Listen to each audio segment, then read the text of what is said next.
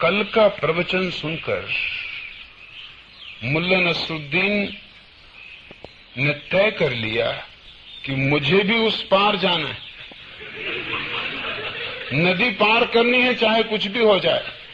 उसने अपने गुरु गोबरपुरी के परमहंस बाबा मुक्तानंद से पूछा, मैं किस घाट से यात्रा शुरू करूं? बाबा पलटू कहते हैं बहुतेरे हैं घाट, लेकिन मुझे तो तैरना ही नहीं आता। सिर्फ एक बार एक उस्ताद के कहने से नदी पे गया था, घाट पर काई जमी थी, मेरा पैर फिसल गया और उसके बाद मैंने कसम खा ली थी कि जब तक तैरना न सीख जाऊं कभी नदी किनारे न फटकूंगा। अब मुश्किल खड़ी हो गई कि जब तक नदी के किनारे न फटकोगे तैरना कैसे सीखोगे, और तैरना जब तक नहीं सीखोगे नदी के किनारे नहीं फटकूंगा। और पलटू कहते हैं कि बहुतेरे हैं घाट और जाना है उस पार। अब पलटू ने मेरी आंखें खोल दी, मगर मैं बड़ी मुश्किल में हूं। मैं अपनी कसम तोड़कर आज ही पार जाने को तत्पर हूं। अरे कोई एक ही घाट थोड़ी, कई घाट है, तो कोई तो ऐसा घाट भी होगा जहां काई न लगी हो। तो एक घाट जरूर है जहां खतरा नहीं, जरा भी जोखम नहीं। मुल्ला नसरुद्दीन मुक्तानंद की बातों में आके उस घाट पर पहुंच गया जहां एक तख्ती लगी थी, डूबते व्यक्ति को बचाने वाले को 200 रुपए सरकारी इनाम मिलेगा। मुक्तानंद ने कहा, देखो तुम पानी में उतरो, यदि तुम डूबने लगे तो मैं तुम्हें बचाने कूद पड़ूंगा।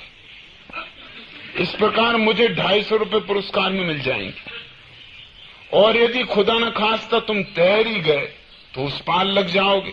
इस तरह दोनों हाथ लड्डू ही लड्डू। बेचारा नसरुद्दीन अपने गुरु की इस दलील से प्रभावित होकर यद्यपि डर तो रहा था, फिर भी पानी में उतर गया। 4 कदम ही चल पाया था कि गड्ढे में डुबकी खा गया और जोर से चिल्लाया, सहायता करो, सहायता करो। बाबा मन ही मन में मुस्कुराए, लेकिन किनारे पर ही मूर्तिवत खड़े रहे। फिर आवाज आई, मदद करो बाबा, मैं डूब रहा हूं, मदद करो। मुक्तानंद ने कहा, अरे नसरुद्दीन, इसमें मदद की क्या जरूरत है, डूब जाओ। अब डूबने में तुम्हारी क्या मदद करूं, व्यर्थ शोरगुल ना करो, अल्लाह का नाम लेकर डूब जा भाई। ऋषि मुनि पहले ही कह गए हैं, जिन खोजा तिन पाइयां गहरे पानी पे। अब पैर जा, मौका आ गया तो चूक मत चूक चौहान। नसरुद्दीन की नाक में पानी भर रहा था, घबराहट में जोर से चीखा, अरे बाबा मुझे बचाओ, ये ज्ञान की बकवास अभी नहीं, ये कोई सत्संग का वक्त नहीं, मैं मर जाऊंगा। क्या तुम भूल गए कि मुझे बचाने के कारण तुम 250 रुपयों का सरकारी इनाम पाओगे? मुक्तानंद ने कहा, बच्चों मैं तुम्हें बचाने वाला नहीं, शांतिपूर्वक मर जाओ, इसी में फायदा है। अरे मरना सभी को है, एक न एक दिन मौत तो आती ही, कल आई कि आज, देर अबेर की बात है, अब मरी जाओ। ऋषि मुनि पहले ही कह गए, जो डूबा सो उबरा। मुल्ला ने डूबते डूबते आखिरी जिज्ञासा की, मगर तुम ऐसा क्यों कर रहे हो, क्या तुम्हें इनाम की परवाह नहीं? अरे मेरी छोड़ो, अपनी इनाम की तो सोचो।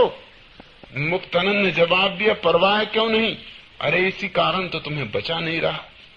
क्या तुमने इस तख्ती के पीछे लिखी दूसरी सूचना नहीं पढ़ी कि नदी में से लाश निकालने वाले को 1000 रुपये का इनाम?